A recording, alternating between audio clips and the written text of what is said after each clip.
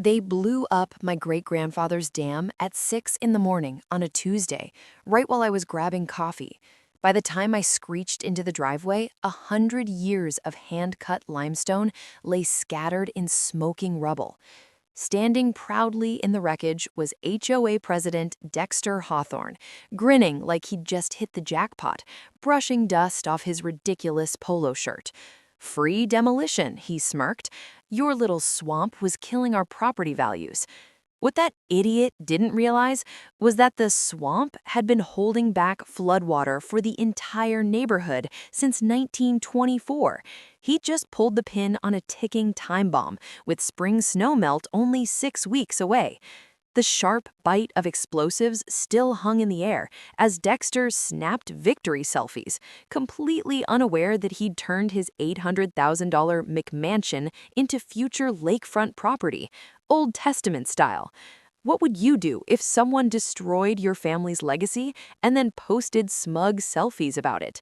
Drop your worst HOA horror story in the comments, because this one's about to go fully biblical. My name is Ezra Blackwood, and I'm a hydraulic engineer who thought inheriting 12 acres in Colorado would be the fresh start I needed after my divorce went nuclear. Instead, I got a front row seat to small-town corruption that would make a Chicago alderman blush. The property sits upstream from Millbrook Estates, one of those cookie-cutter developments where every McMansion looks like it was squeezed from the same beige tube. My great-grandfather, Samuel Blackwood, built that stone dam back in 1924, during the Depression, when men knew how to work with their hands and didn't need environmental impact studies to move a rock. The dam created a 3-acre pond that's been the heart of our land for a century. Morning mist rises off the water like ghosts, and you can hear the soft tumble of water over hand-cut limestone, worn smooth as river stones. The smell of wet earth and cattails hits you at dawn, pure Rocky Mountain peace mixed with the metallic taste of thin mountain air. I moved back to start a sustainable aquaculture business, raising trout and growing organic vegetables using the pond's natural irrigation.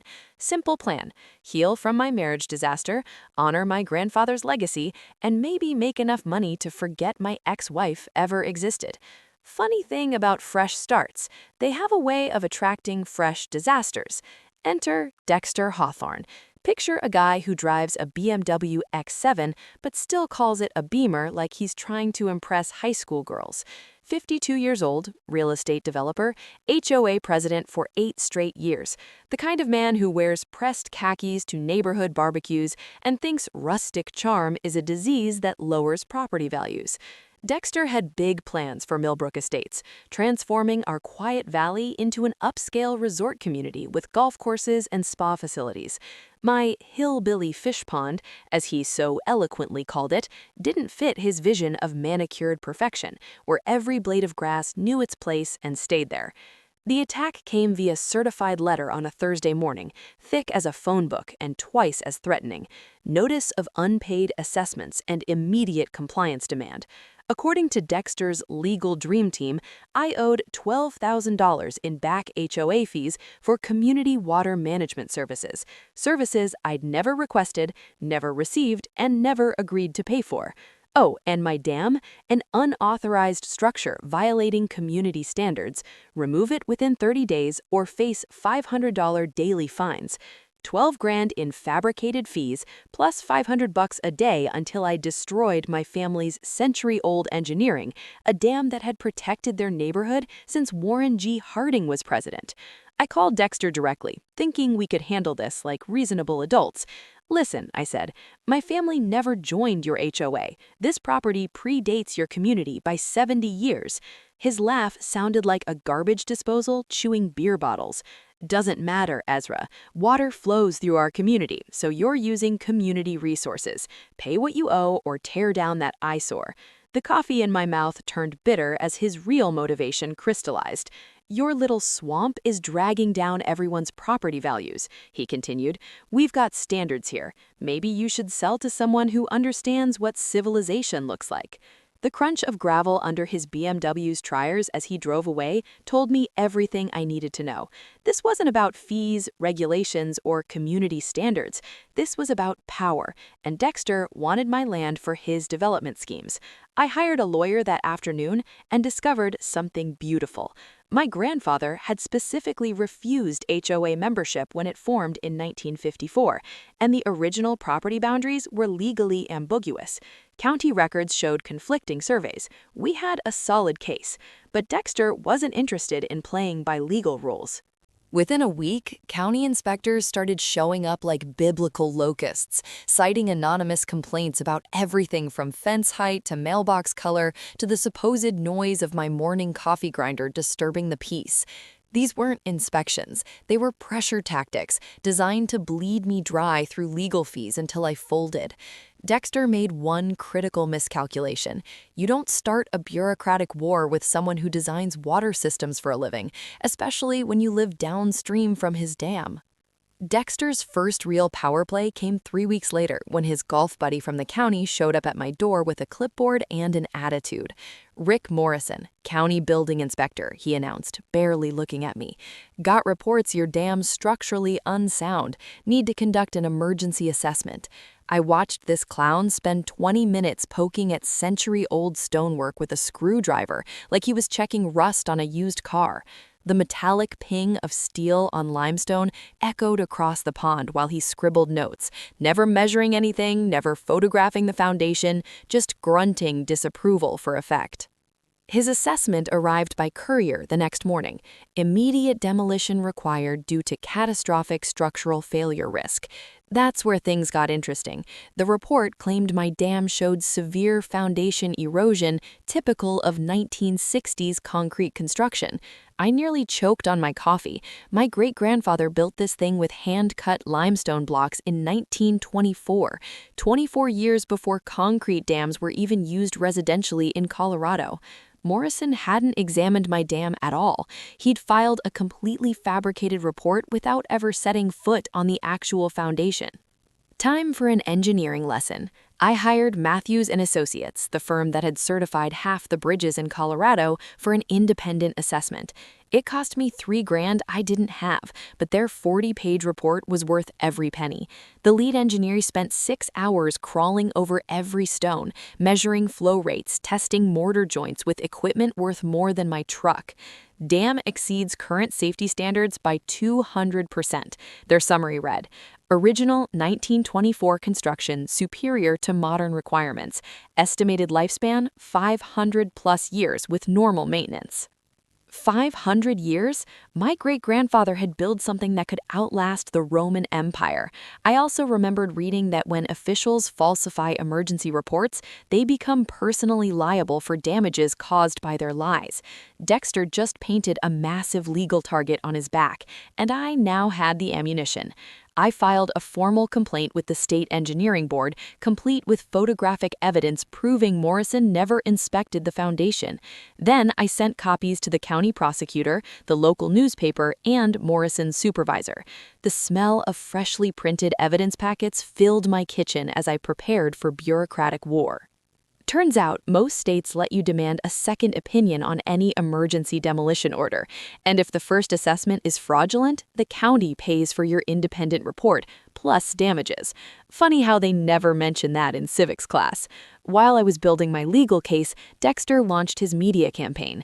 "Dangerous dam threatens community safety," screamed the Millbrook Herald's front page. Anonymous neighbors expressed grave concern about the aging structure that could collapse at any moment and flood dozens of homes. Pure fiction, but effective fiction. Dexter organized a Concerned Citizens petition drive, going door to door with glossy flyers featuring stock photos of dam failures from other states. The click of his leather shoes on concrete sidewalks became the soundtrack of my harassment.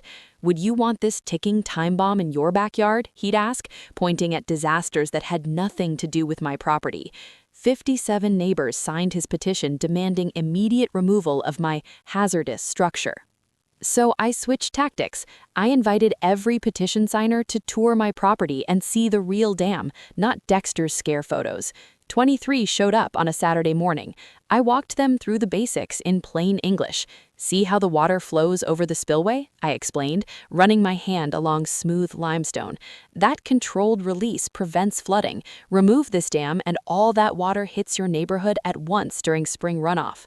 The feel of century-old stone beneath my fingers, still solid, still precise, told the truth better than any report. By noon, 18 of the 23 had crossed their names off Dexter's petition. But Dexter wasn't finished. County demolition trucks rolled into my driveway Tuesday morning at 6 a.m., despite my penned appeals. Workers in orange vests unloaded equipment while the crew chief waved Morrison's bogus emergency order like a magic talisman. I blocked the access road with my pickup and started calling every lawyer, reporter, and county official in my contacts.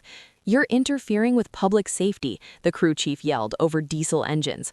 "I'm preventing destruction of private property based on fraudulent paperwork," I shouted back. 20 minutes later, Dexter arrived with 2 sheriff deputies claiming I was threatening public safety by obstructing emergency services. That's when he finally overplayed his hand.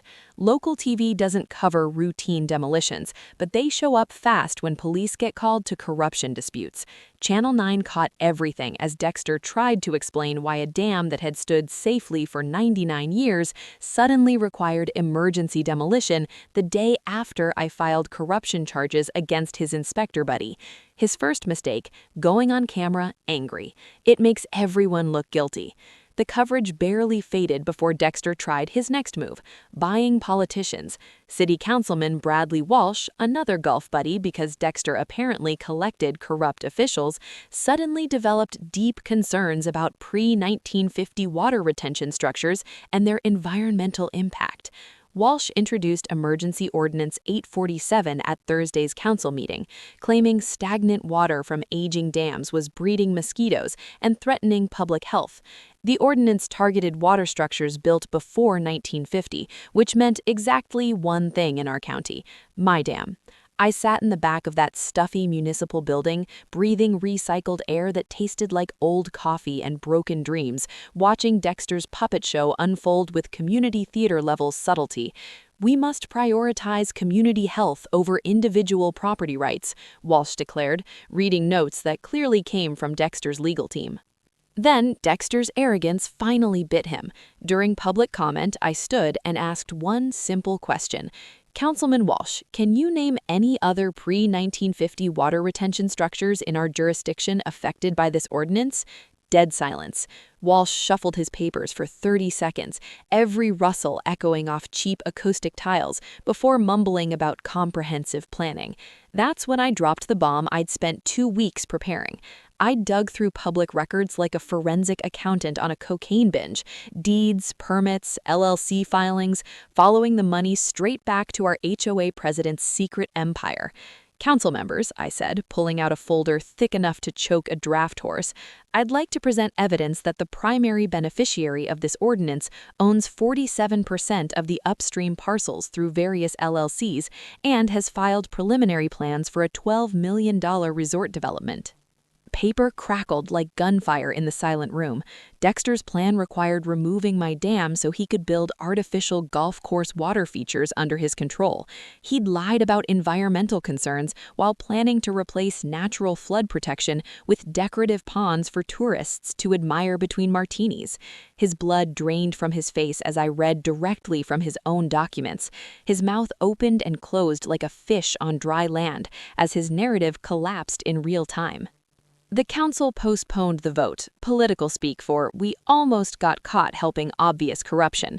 But Dexter was persistent, like a tick on a warm vein. The next week brought a parade of hired experts claiming my pond was an ecological disaster. One specialist testified my dam created anaerobic dead zones that killed fish, which was impressive considering my pond supported thriving trout I'd been documenting for months. Eating fresh-caught rainbow trout from my supposedly dead water made their claims even funnier.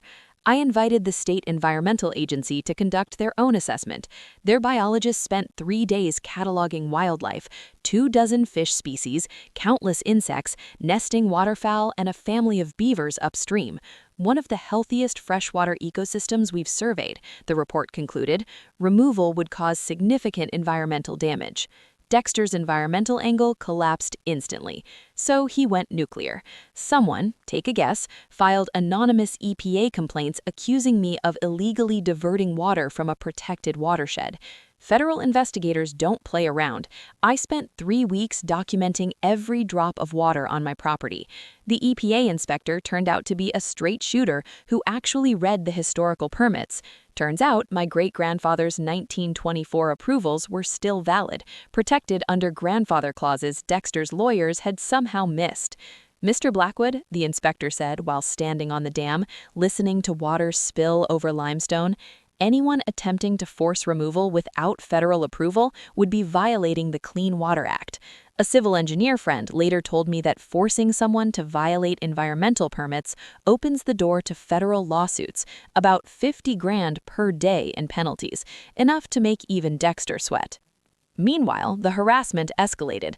Private investigators followed me to the grocery store. My mailbox got accidentally destroyed by snowplows 3 times in 2 weeks. My truck was reported abandoned any time I parked too long. But Dexter made his final mistake. He underestimated how much his own neighbors were starting to hate him. The next HOA meeting exploded. Homeowners started asking where their dues had been going. Turns out, when you anger engineers and accountants, audits happen fast. "Explain this $18,000 payment to Hawthorne Consulting," demanded Janet Moore. Going door to door taught me a hard truth about human psychology. Most people ignore disaster warnings until you show them their own address on a flood map. But the moment they see their house shaded bright blue under 6 feet of water, attention snaps into focus. "Mrs. Patterson," I said, turning my laptop toward her, "your home sits in what used to be the creek's natural overflow channel. Without the dam, you'll have 3 feet of water in your living room for about 2 weeks.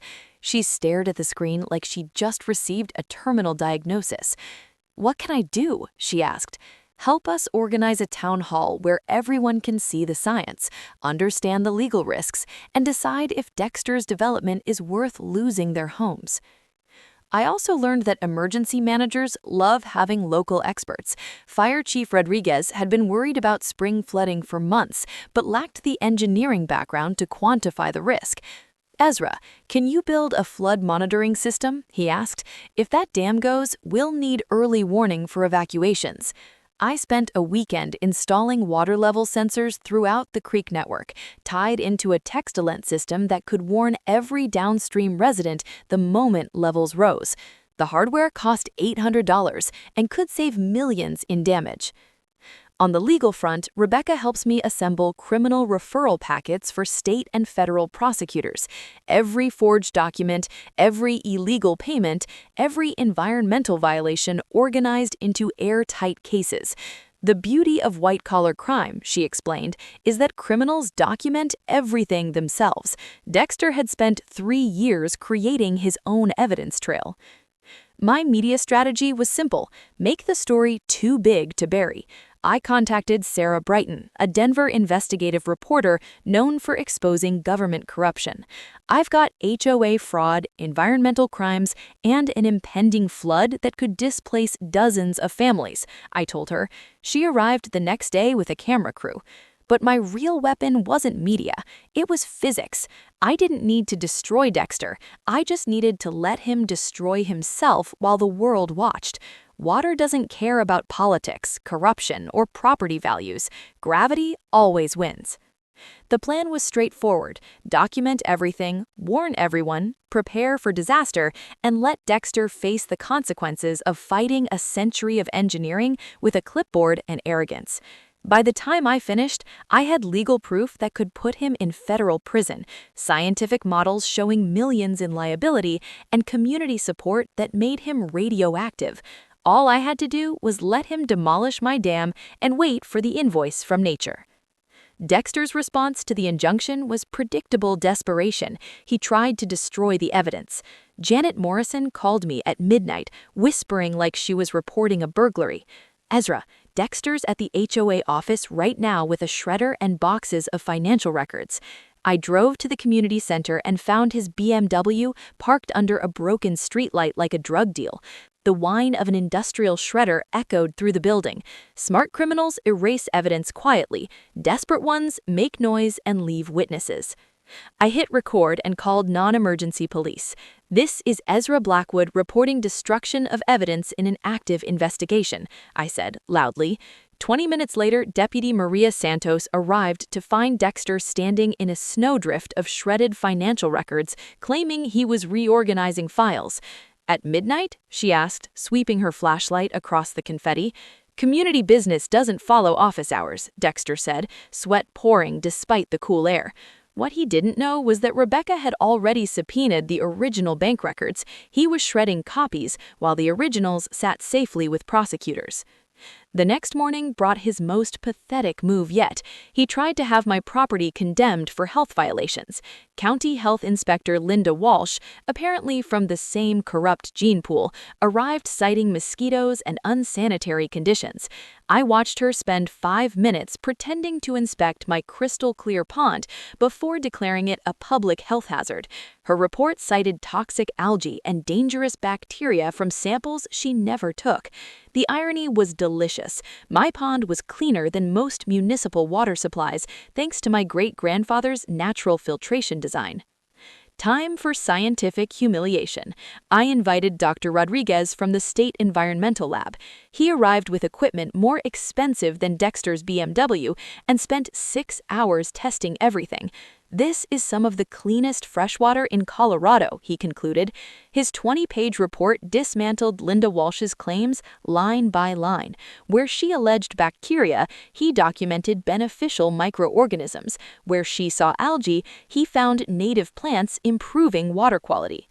Dexter's desperation escalated into sabotage. Security footage later confirmed his brother-in-law trying to smash my flood sensors with a baseball bat.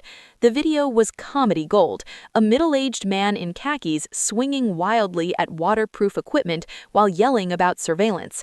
I learned that $60 trail cameras provide priceless evidence if you place them legally on your own property. Meanwhile, the education campaign worked better than expected. Town halls smelled like fear and fresh-baked cookies, as neighbors realized their homes sat in a floodplain protected for 99 years. "Mrs. Brighton, your garden sits exactly where Millbrook Creek overflowed every spring," I explained, pointing to historical surveys. More neighbors joined the coalition. Dexter's final bureaucratic gamble came through County Commissioner Bradley Walsh, another golf buddy. Walsh proposed Emergency Resolution 1247, declaring my dam an imminent danger requiring immediate removal. The vote was scheduled mid-afternoon on a weekday. I showed up anyway, armed with flood models, water quality reports, and federal contracts. "Commissioners, removing this dam will flood 47 homes within weeks." When Walsh tried to interrupt, I added, "Anyone authorizing demolition will be personally liable for millions plus federal penalties." The other commissioners leaned away from him. The resolution failed 4-1. So Dexter went illegal. Friday morning, county crews arrived claiming to perform emergency stabilization. Stabilization with explosives. Diesel engines and blasting powder told the truth. I stood there sipping coffee that tasted like irony while they placed shaped charges. I'd spent the night installing more sensors, not to stop disaster, but to document it minute by minute. Every basement now had monitors. Every yard had cameras. Then my phone buzzed. "Federal judge granted emergency stay," Harold texted. "Demolition illegal until Monday." I handed the order to the crew chief. His face went pale. They packed up fast. That afternoon, anonymous complaints hit every agency imaginable. EPA, state engineers, wildlife officials. It turned my driveway into a regulatory convention. The irony was perfect. Every investigation cleared my dam and uncovered more forged documents linked to Dexter. "Someone is filing systematic false reports," an EPA agent told me. "We're opening a criminal investigation." Meanwhile, snowpack hit 160% of normal. Dr. Martinez called. Peak melt is coming early, days, not weeks. Time was running out. That's when I made the hardest decision of my life. I would protect my neighbors anyway. Engineers solve problems, even when the problem hates them. At an emergency meeting, I laid out evacuation plans. When the dam goes, you'll have 4 to 6 hours before major flooding. Janet Morrison asked why I was helping after everything. Because that's what my great-grandfather would have done. He built it for everyone. Sunday night, motion sensors triggered. Trail cameras caught Dexter's brother-in-law and 2 men hammering at the dam's foundation, trying to fake a natural failure. I called 911. Deputies arrived to find 3 middle-aged men knee-deep in icy water, holding sledgehammers and looking exactly like what they were, caught in the act. Dexter's second tactical mistake was insulting the people who paid his salary, especially when they were already suspicious of his expense account and had started taking notes. The HOA revolt should have been his cue to back down quietly. Instead, he chose to go nuclear, because apparently when you're already buried in a hole, the next logical step is dynamite. 2 days after fleeing his own board meeting like a teenager caught joyriding in Dad's car, Dexter filed paperwork claiming eminent domain authority to seize my dam for public safety. According to his emergency petition, the HOA had inherent water management jurisdiction that overrode private property rights. The documents looked official enough to fool anyone skimming. County seals, backdated environmental reviews, forged signatures. He rushed it through over the July 4th weekend, counting on everyone being at barbecues instead of offices. I was grilling burgers on my back deck, the smell of charcoal mixing with mountain air and the steady sound of water spilling over limestone when my lawyer called. "They've scheduled an emergency city council vote for tomorrow morning," she said, 9 a.m. while everyone's still in a holiday food coma. While Dexter was forging documents and bribing officials, I'd been doing forensic accounting that would make the FBI proud. 3 years of HOA financials revealed something beautiful. Dexter had been embezzling community funds to bankroll his development scheme, disguising payments as legal consulting fees and emergency maintenance contracts. Nearly $180,000 funneled straight into his own companies. The evidence was stunning in its simplicity. Inflated landscaping contracts paid to his brother-in-law's company, $300 an hour to mow grass volunteers had already cut for free. Legal consulting fees to Mountain West Advisory, a shell corporation that existed only on paper and shared Dexter's business address. Maintenance contracts with companies that had no employees, no equipment, and no purpose except moving HOA money into Dexter's personal accounts. A forensic accountant neighbor taught me something crucial. In Colorado, HOA financial records are public documents. Any homeowner can request them within 10 business days. Most people never do, which is exactly what corrupt board members count on. Dexter had been running a textbook embezzlement scheme. Every payment was documented, every fake invoice preserved, every forged signature photographed and timestamped. The smell of printer ink and righteous anger filled my kitchen as I assembled evidence packets for every homeowner in Millbrook Estates. I called an emergency HOA meeting for Sunday night, the evening before Dexter's secret city council vote. The community center had never seen anything like it. 150 furious homeowners packed the room. "Ladies and gentlemen," I said from the front, the taste of justice already in my mouth, "I have 3 years of financial records showing exactly where your dues have been going." Papers rustled as packets opened. You could see realization spread across their faces. Their money hadn't funded improvements. It had funded Dexter's private real estate empire. "This $15,000 payment to Hawthorne Landscaping," I said, pointing to a highlighted invoice, "is Dexter's brother-in-law. They charged you $300 an hour to mow grass volunteers already cut for free." Gasps turned into angry murmurs as page after page connected Dexter to stolen funds. This $25,000 emergency legal consulting fee went to Mountain West Advisory, I continued, a company that exists only at Dexter's business address and has never provided a single service to this community. By the time I finished presenting 18 months of systematic theft, the room was ready for blood. Janet Morrison stood and formally moved to remove Dexter from all HOA positions, freeze the accounts, and file criminal charges for embezzlement. The vote was unanimous, 150 to 0. Even his former allies bailed once they saw their own money stolen.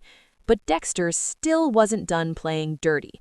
Apparently, when you're already facing embezzlement charges, what's a little illegal demolition? Monday morning's city council meeting became a three-ring circus when Dexter arrived with his lawyer, declaring the HOA vote illegitimate and demanding the eminent domain seizure proceed. He acted like a poker player doubling down with a pair of twos. Community safety cannot be held hostage by one man, he proclaimed, still playing the safety card while ignoring that his neighbors had just fired him for theft. That's when I played my ace. Council members, I said, standing with a sick folder, the individual requesting this seizure has been removed from office for embezzlement and is currently under criminal investigation. I handed the clerk the HOA resolution and financial evidence documenting $180,000 in theft. Furthermore, the HOA he claims to represent has formally voted to oppose this seizure and support preservation of the dam. You could see Dexter's lawyer physically step away from him. Even corrupt politicians don't touch someone actively under fraud investigation. The council voted 7 to 0 to table the petition pending criminal proceedings. Victory soured when I realized Dexter's final move. If he couldn't steal my land legally, he'd destroy it illegally and deal with consequences later. Thursday morning, county demolition crews appeared at my gate with orders based on Morrison's original fake report, despite it being formally revoked 3 days earlier. The crew chief waved the assessment like it was gospel. "This is an illegal demolition," I told him. "Take it up with the county," he shrugged. Diesel engines rumbled as 20 tons of equipment lined up to erase a century of engineering. Somewhere behind the chaos, I knew Dexter was watching. Time for the nuclear option. I called my grandfather's old lawyer. Harold Brighton was 93 years old for the past 5 years, and his memory put computers to shame. "Ezra," he said over the roar of machinery, "get to my office now. There's something in your great-grandfather's papers that changes everything." 20 minutes later, I sat in Harold's dusty office as he pulled a manila folder from a cabinet older than television. "Your great-grandfather was smarter than anyone realized," he said, spreading yellowed documents across his desk. The paper was dated 1953, a legal agreement between Samuel Blackwood and the Millbrook County Water District. Harold translated. "My family hadn't just built a dam, we entered a perpetual flood control contract. We were legally responsible for downstream flow management and authorized to protect that infrastructure from interference." The adrenaline hit like lightning. "So, removing the dam violates a binding flood control agreement?" Harold grinned. "Better than that, anyone who forces a breach is liable for all damages plus federal penalties." I asked the obvious question, what happens if someone destroys authorized flood control infrastructure right before spring snowmelt? His laugh sounded like dry leaves. Criminal negligence, federal charges, personal liability, bankruptcy-level exposure. Suddenly, the machinery outside sounded different. Dexter wasn't just destroying my legacy, he was about to commit a federal crime that made him personally responsible for every downstream house. I hit record. "Harold, explain this on camera." He did. The 1953 Flood Control Compact, federal violations, peak snowmelt risk. I checked the forecast. Largest melt in a decade, snowpack at 140%. Dexter's neighborhood sits in the floodplain, doesn't it? Without your dam, that entire development floods annually. Always has. The demolition foreman approached. I had 10 minutes. Harold called a judge and secured a 48-hour injunction, but we both knew Dexter would keep pushing. That's when the terrible idea formed. What if I didn't stop him? What if I documented everything and let physics deliver justice? I made calls. Dr. Sarah Martinez at Colorado State, flood modeling, 3 weeks before peak melt. 3 hours later, I was driving to Fort Collins with a hard drive of data. Her team built simulations that showed Millbrook Estates underwater for weeks. "This isn't flooding," she said. "It's relocation." Next came legal armor. Environmental lawyer Rebecca Torres confirmed it. Anyone destroying the dam would face tens of millions of dollars in personal liability. Then we organized the Millbrook Safety Coalition. Flyers, flood maps, addresses, door-to-door truth. The smell of fresh printed disaster maps filled my garage as we prepared to educate an entire neighborhood about what happens when arrogance meets gravity. Officers, we were just checking for structural damage, Dexter's brother-in-law said, somehow sounding guilty even while describing exactly what they'd been doing. The deputies arrested all 3 men for criminal trespassing and vandalism, but the damage was already done. They had weakened critical support points just enough to guarantee failure during peak snowmelt. Monday morning's court hearing became irrelevant when my structural engineer confirmed the sabotage had created real safety risks. The dam was now genuinely dangerous, not because of age or faulty design, but because it had been deliberately compromised. Your Honor, I told federal judge Patricia Morrison, the defendants have created the very hazard they claim to be preventing. My dam is now unstable, due solely to criminal sabotage. Her ruling was swift and devastating. Emergency demolition would proceed under federal supervision to prevent catastrophic downstream loss of life. Dexter finally got what he wanted, but only after ensuring criminal charges, federal investigations, and personal liability for everything that followed. The irony was flawless. His desperation made destruction inevitable while maximizing consequences. The federally supervised demolition began at 6 a.m. Tuesday beneath heavy gray skies that felt like rehearsal for disaster. I stood on my porch as Army Corps engineers detonated a century of my family's craftsmanship. Controlled explosions rolled across the valley like thunder, announcing the end of an era. Nature, however, refused to wait for official schedules. The first wave of snowmelt hit at 2 p.m., 6 hours earlier than even the most aggressive forecasts. I watched my great-grandfather's pond drain in minutes as 99 years of stored mountain water suddenly remembered gravity. The creek, freed from management, surged forward with reckless enthusiasm. By 4 p.m., water pooled in Millbrook Estate's lowest yards. By 5, it ran down streets never designed to respect nature's memory. My phone erupted with alerts. Basement flooding detected, 47 Maple Drive. Water rising, 23 Oak Street. Evacuation recommended, 1200 Pine Avenue. Vindication mixed with real fear as physics delivered its final exam.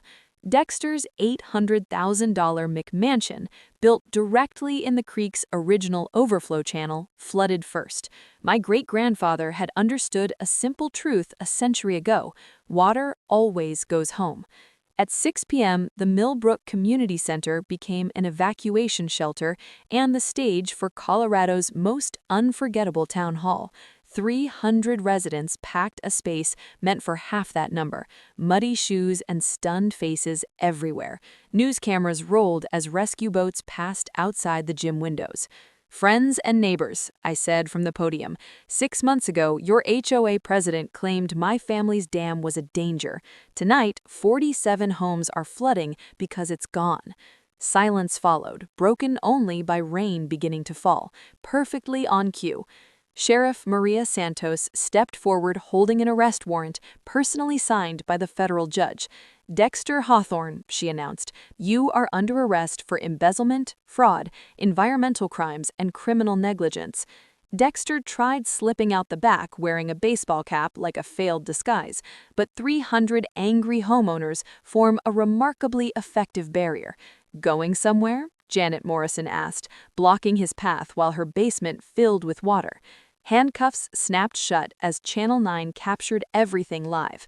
"Do you have anything to say to the families whose homes are flooding?" reporter Sarah Brighton asked.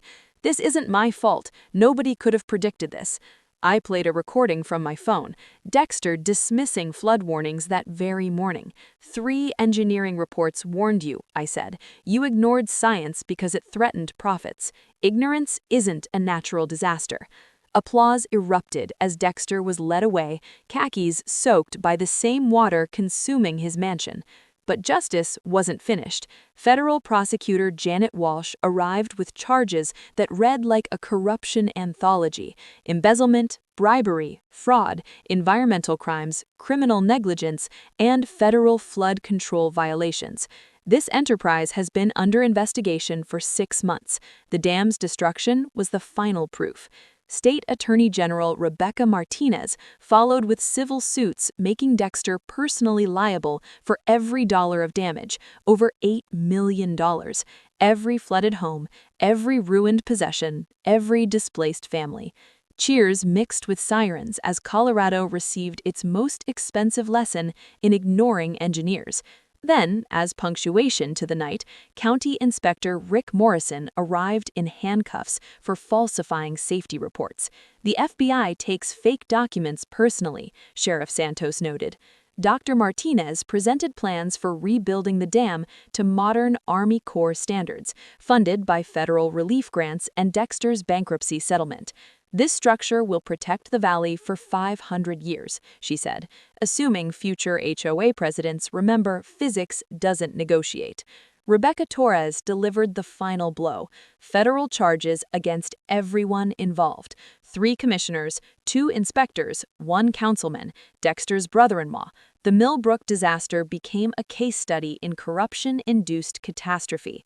As rescue boats continued evacuations, I realized justice sometimes arrives carried by the same forces corrupt officials think they can control.